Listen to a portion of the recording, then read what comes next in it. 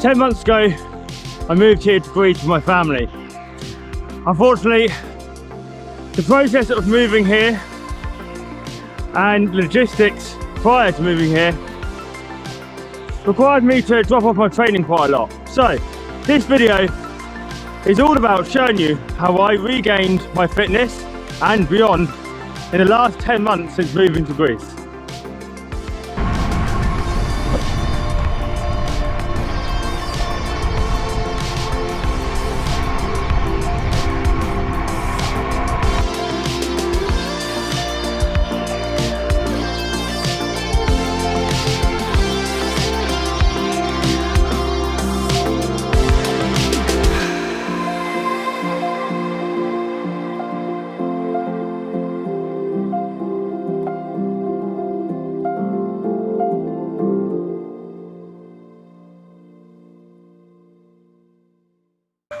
Now, I broke up this transformation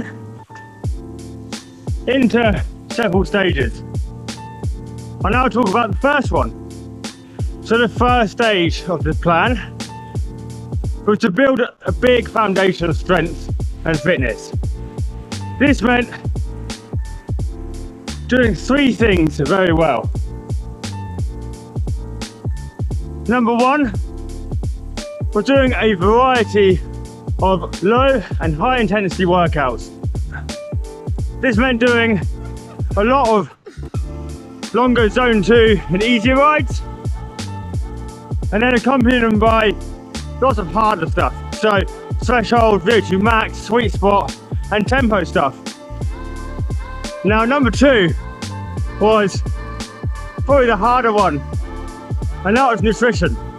So in this phase of training, rather than focusing on cutting back on calories, it was just eating well and eating enough. So when you're trying to build and become fitter and stronger, you need to be fueling your workouts. So making sure that you're eating plenty enough on and off the bike was very crucial.